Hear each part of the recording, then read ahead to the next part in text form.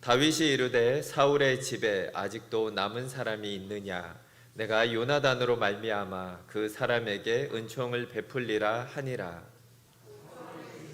종 한 사람이 있으니 그의 이름은 시바라. 그를 다윗의 앞으로 부르매 왕이 그에게 말하되 내가 시바냐 하니 이르되 당신의 종이니이다 하니라. 왕이 이르되 사울의 집에 아직도 남은 사람이 없느냐?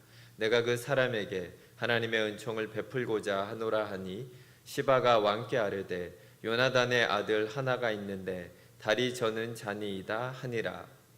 왕이 그에게 말하되 그가 어디 있느냐 하니 시바가 왕께 아뢰되 로드발 암미엘의 아들 마길의 집에 있나이다 하니라.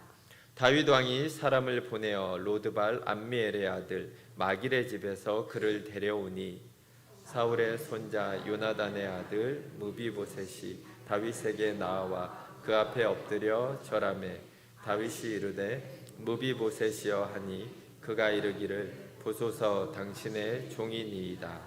다윗이 그에게 이르되 무서워하지 말라.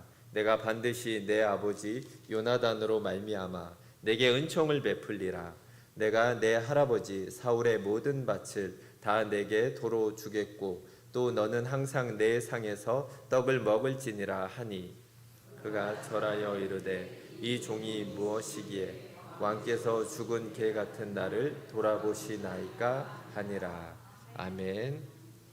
오늘은 다윗과 무비보셋에 관한 이야기를 함께 나누도록 하겠습니다.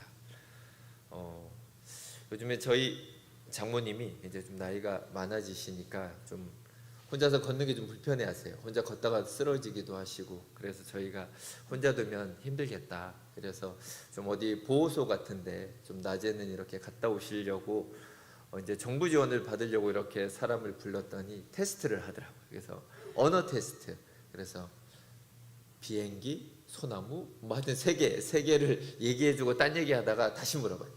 좀 전에 뭔 얘기했냐. 그래서 2개는 맞췄는데 하나는 못 맞췄다 그러고 수학 문제를 또 냅니다. 막 뭐 96에다가 뭐 얼마를 빼고 뭘 하니까 얼마냐 이러는데 도저히 못 맞추고 헤매시더라고요. 그래서 저희가 옆에서 그랬습니다.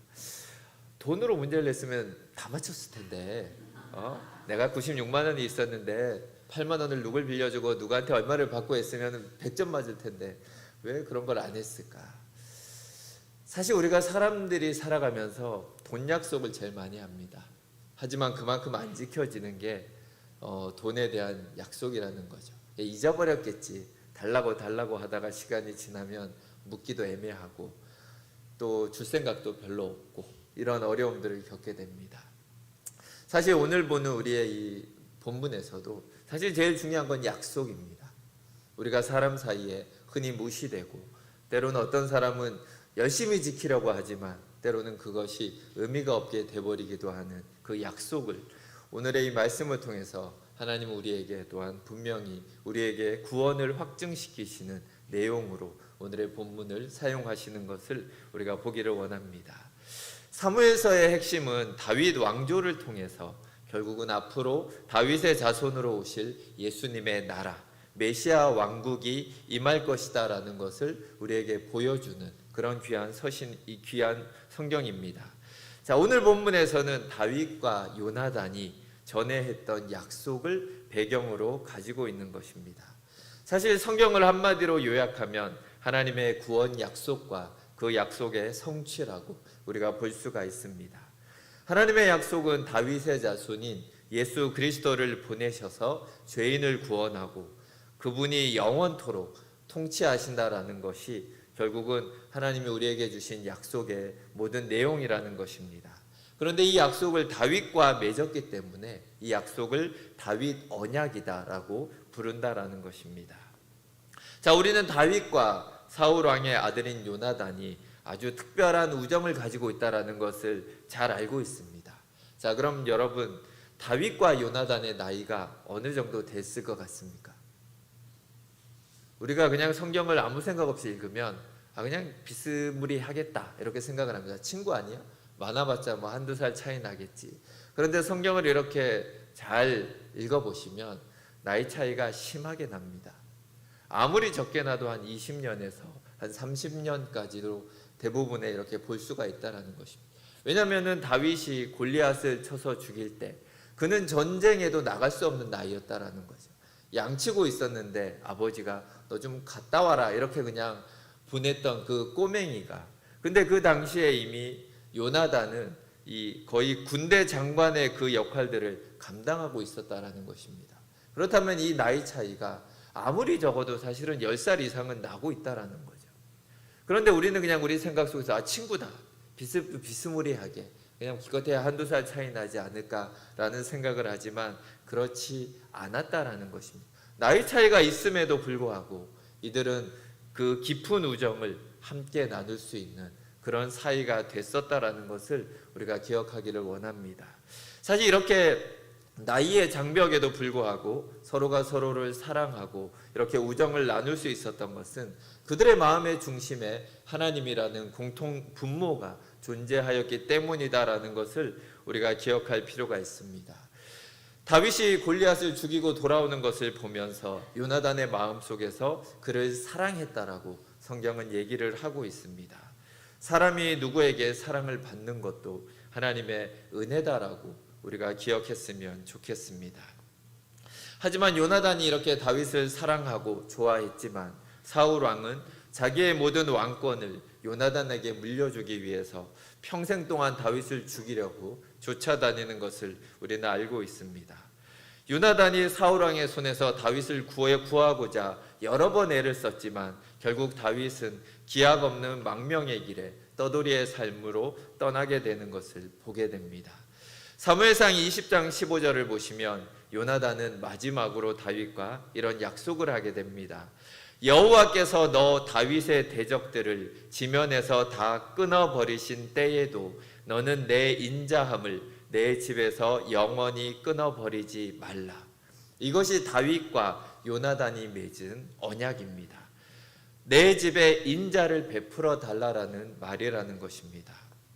자, 그런데 요나단은 무슨 근거로 다윗과 이런 약속을 했는가 우리는 생각해 볼 필요가 있습니다. 그 당시에 다윗은 이제 사울이 언제든지 쫓아가서 죽이면은 그냥 죽게 되는 그런 도망자면서 반역자, 그리고 떠돌이에 불과하는 그런 존재라는 것입니다. 그 누구도 다윗이 왕이 될 거라고 생각한 사람은 아무도 없는 상황입니다. 그런데 지금 요나단은 이렇게 고백을 하고 있는 것입니다.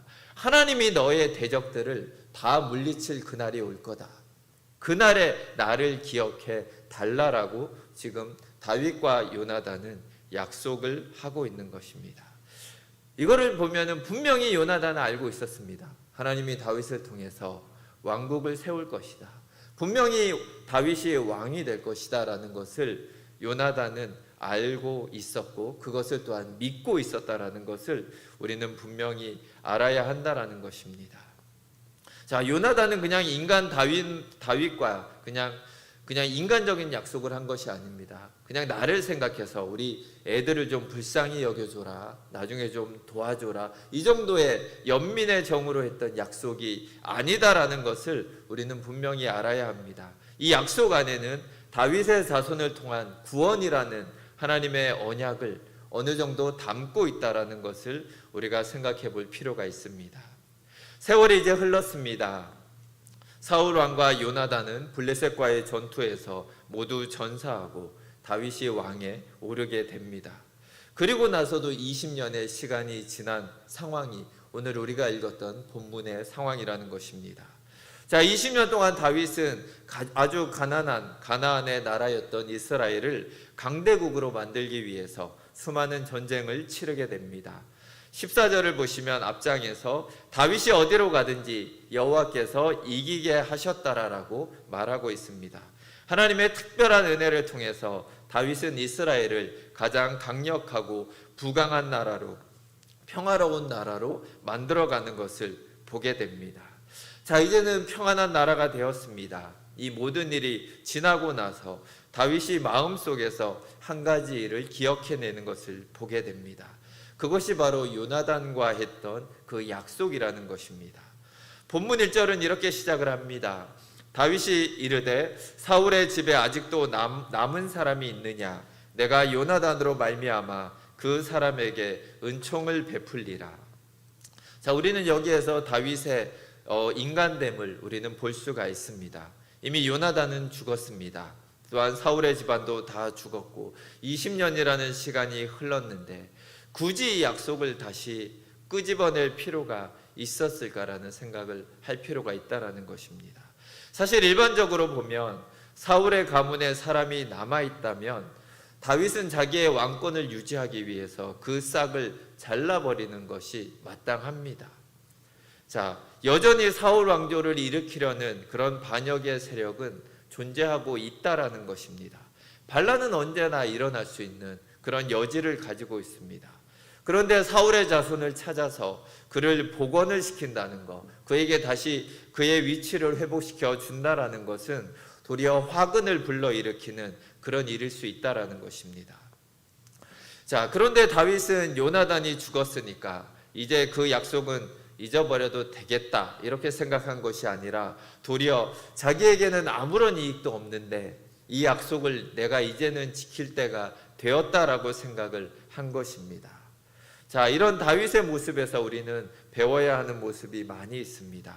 그래서 하나님은 다윗을 보시면서 내 마음에 꼭 드는 그런 아이구나라고 하나님은 생각하신 것 같습니다. 언약의 신실한 다윗은 또한 다윗의 자손을 통해서 하나님의 언약의 신실하심을 표현하기에 아주 알맞은 그런 인물이었다라는 것을 우리는 보게 됩니다. 다윗처럼 하나님도 다윗의 자손인 예수님을 통한 구원의 약속을 반드시 지키신다라는 것을 우리가 기억하기를 원합니다.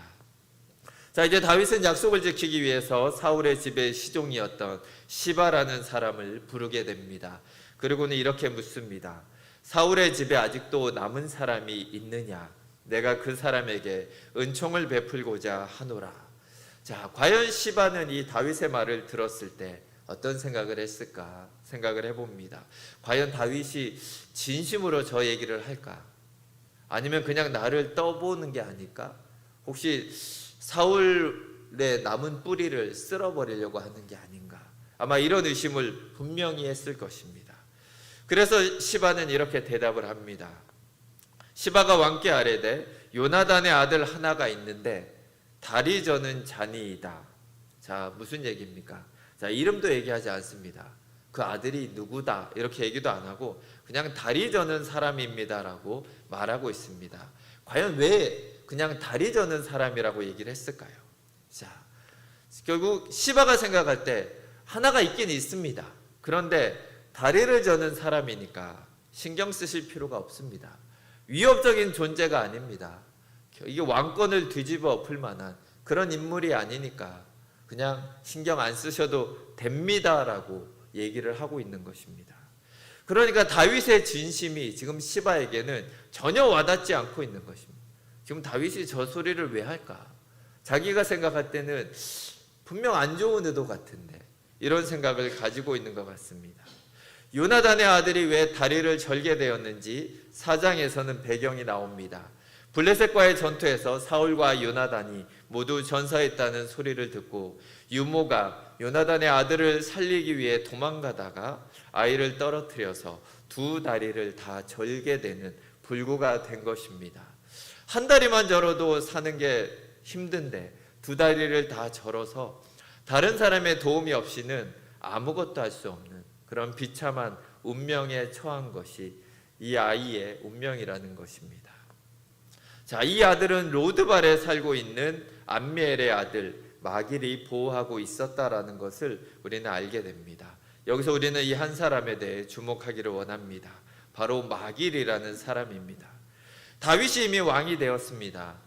그런데 여전히 사울의 손자를 보호하고 있다라는 것, 사실 이것은 엄청난 위험을 감수하고 있는 것입니다.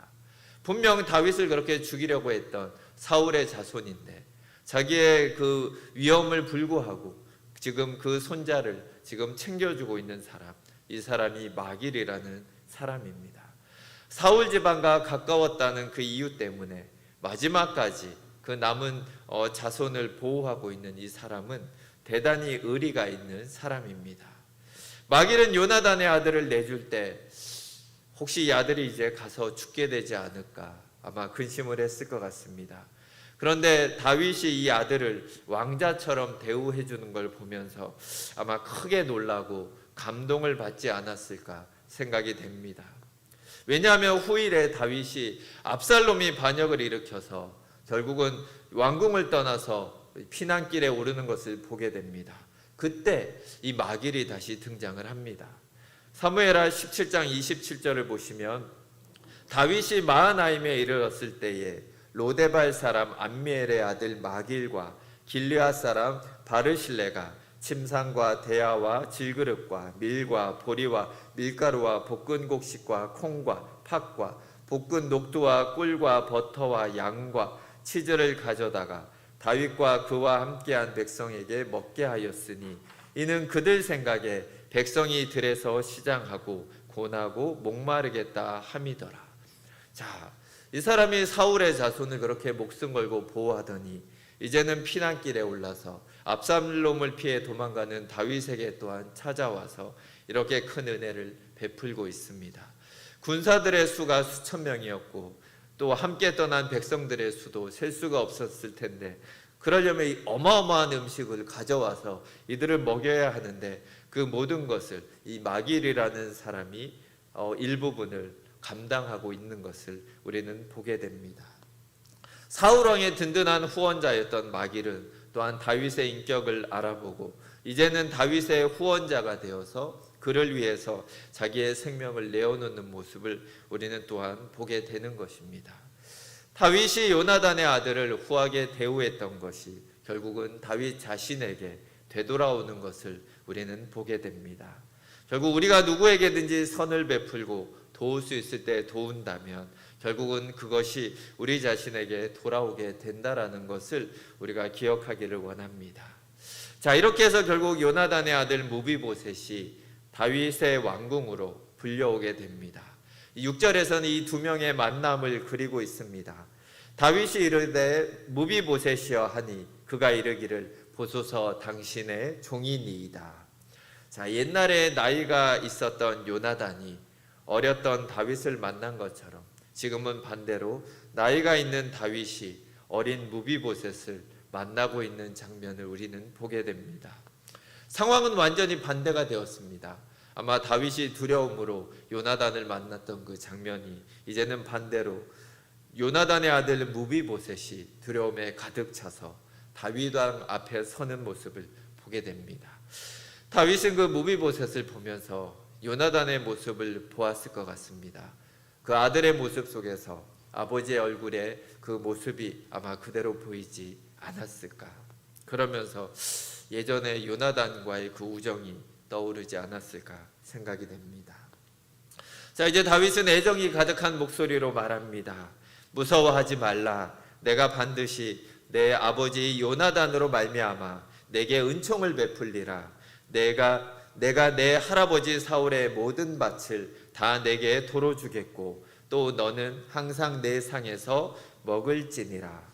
자, 이 장면을 보면 정말 아름답고 우리의 마음이 따뜻해지지 않습니까? 자, 무비보셋으로 말하자면 다윗에게는 적폐 세력에 해당됩니다. 나를 그렇게 죽이려고 했던 사울 왕의 이 손자다. 언제든지 왕권을 뒤집어서 자기가 정통이라고 주장할 수 있는 그런 존재입니다. 사실 이 무비보셋은 운이 좋아봤자 마길의 집에서 계속 숨어서 숨도 크게 못 쉬면서 두려움으로 또한 두 발을 쩔뚝거리면서 평생을 살아갈 그런 운명이었습니다. 그런데 단지 다윗과 요나단이 맺었던 그 언약 때문에 무비보셋은 이제 다윗 왕의 식탁에서 함께 먹으며 평생 동안 왕자 같은 대우를 받으며 예루살렘에서 이제는 살게 된 것입니다. 쉽게 얘기하면 다윗과 이제는 진정한 가족이 된 것으로 우리는 볼 수가 있는 것입니다. 다윗의 식탁에 얼마나 많은 나라의 귀빈들이 초대를 받았겠습니까? 그 식탁에 언제나 함께 이 두 다리를 절고 있는 무비보셋이 함께 있었다라는 것입니다. 정말로 놀라운 광경입니다. 정말 적으로 대하고 그냥 죽여버릴 수 있는 그런 존재를 가족으로 품어주는 다윗의 모습을 우리는 보게 됩니다. 자, 우리는 이 이야기를 보면서 다윗이 정말 마음이 넓구나. 마음이 착하구나, 이렇게 끝나면 안 됩니다. 그러면 이 이야기에 우리가 초점을 흐리게 된다라는 것입니다. 자, 이 무비보셋의 삶의 반전에는 우리에게 중요한 이야기를 담고 있는 것입니다. 이 이야기는 결코 다윗의 훌륭한 인격을 칭찬하는 그런 내용이 아니다라는 것입니다. 사실 우리가 무비보셋 같은 그런 숙명을 가진 존재들이었다라는 것을 기억하기를 원합니다. 우리가 다윗 언약의 주인공이신 예수님을 믿음으로 말미암아서 우리가 어떤 신분의 변화를 누리게 되었는가를 사실 이 이야기는 우리에게 그대로 보여주고 있는 것입니다. 사실 우리는 무비보셋과는 비교할 수 없는 은총을 우리는 이미 예수님으로 말미암아 받고 있는 것입니다. 사실 우리도 무비보셋처럼 우리는 하나님을 대적하고 하나님을 반역하는 그런 피를 가지고 태어난 존재들입니다. 우리가 사탄을 따랐었고 또한 죄악 속에서 살아왔던 우리는 그런 존재들이었습니다. 모든 면에서 우리는 무비보셋처럼 불구자 같은 모습을 가지고 있습니다. 죄로 인해서 우리 안에는 찌들고 그리고 무너져 있는 우리의 비관적인 우리의 마음의 아픔들을 가지고 있었습니다. 그 상처들이 우리의 인격을 무너뜨리고 우리가 불구자처럼 삐뚤어진 삶을 살아갈 수밖에 없는 그런 존재들이었다라는 것을 우리가 기억하기를 원합니다. 때로는 우리가 우리 자신을 보면서 그런 생각을 합니다. 나는 왜 이렇게 모자랄까? 왜 이렇게 마음에 들지 않을까? 이런 생각을 할 때가 있습니다. 또한 다른 사람을 보면서도 저 사람은 왜 저럴까? 왜 저렇게 말을 하지? 왜 저렇게 살아갈까? 얼마나 삐뚤어진 시선으로 우리는 다른 사람을 보고 있습니까? 사실 죄의 상처로 말미암아 삐뚤어지고 또한 그 상처들이 우리 안에 아직까지도 남아있기 때문입니다. 그런데 우리를 하나님은 한 사람 한 사람 불러주셔서 그 상처를 어루만져 주셨고 하나님의 사랑으로 우리를 온전케 만들어 주셨다라는 것을 우리가 기억하기를 원합니다. 예수님을 만나지 못했더라면 우리는 여전히 예전의 그 삶에서 벗어나지 못하고 결국은 영원한 심판 가운데로 들어갈 수밖에 없는 존재들이었습니다. 무비보셋이 결국 잃어버린 가문의 모든 땅을 되찾은 것처럼 우리는 예수님을 통해서 하늘의 모든 기업을 되찾게 되었습니다. 무비보셋이 평생 다윗 왕의 상에서 먹은 것처럼 우리도 언제나 하나님의 식탁에서 이미 먹고 마시고 있는 것을 기억하기를 원합니다. 예수님 안에서 하나님의 모든 은혜와 은사와 양식과 축복이 매일 우리를 먹이고 계신 것을 우리가 기억하기를 원합니다. 또한 이 생이 끝나는 날 우리는 하늘의 식탁으로 옮겨져서 계속해서 하나님과의 그 만찬을 이어가게 될 것입니다. 예수님이 마지막 유월절 식탁에서 이렇게 말씀하셨습니다. 내가 포도나무에서 난 것을 하나님 나라에서 새 것으로 마시는 날까지 다시 마시지 아니하리라. 너희들이 올 때 내가 같이 마시겠다라고 예수님이 우리에게 약속하고 계시는 것입니다. 예수님은 말씀대로 우리를 위해서 자취상을 베풀고 또한 우리를 기다리고 계십니다. 8절을 보시면 무비보셋이 다윗의 은총에 놀라서 이렇게 말하고 있습니다. 그가 절하여 이르되 이 종이 무엇이기에 왕께서 죽은 개 같은 나를 돌아보시나이까. 자, 우리가 보면 이런 죽은 개 같다라고 자기를 표현합니다. 얼마나 자존심이 상하는 그런 표현으로 우리가 보게 됩니까? 하지만 우리 자신이 얼마나 엄청난 죄인이었는가, 얼마나 하나님 앞에 추한 존재들이었는가, 그리고 하나님이 우리를 위해서 하신 일이 얼마나 크고 우리에게 베푸신 그 축복이 얼마나 큰지를 깨닫게 된다라면 우리의 입술에서도 이런 고백이 나올 수밖에 없다라는 것입니다. 사도 바울도 동일한 고백을 했습니다. 죄인 중에 내가 괴순이라라고 고백을 합니다. 하나님의 은혜를 맛보고 나니까 내가 어떤 존재였는지, 얼마나 추하고 얼마나 더러운 존재였는가를 사도 바울도 이렇게 고백을 하고 있는 것입니다. 요나단은 다윗의 왕조를 세우실 하나님의 언약에 자신의 믿음을 걸고 있는 것입니다. 그날에 나와 나의 후손들을 기억해 달라라고 지금 다윗과 약속을 한 것입니다. 무비보셋은 그 약속 안에 들어 있었기 때문에 다윗의 나라의 영광 가운데 참여하게 됩니다. 역대상 8장을 보시면 요나단으로부터 무비보셋, 또한 무비보셋의 아들 미가의 족보가 이어지는 것을 볼 수가 있습니다. 그 가문은 계속해서 이어지며 이스라엘의 유력한 장군의 가문으로 세워져 가는 것을 우리는 보게 됩니다. 다윗을 그렇게 죽이려고 했던 사울의 가문은 멸절이 됩니다. 하지만 그 중에 유일하게 다윗 언약에 믿음을 걸었던 요나단의 가문은 끝까지 다윗 왕조와 함께하며 그 복을 이어가는 것을 우리는 보게 됩니다.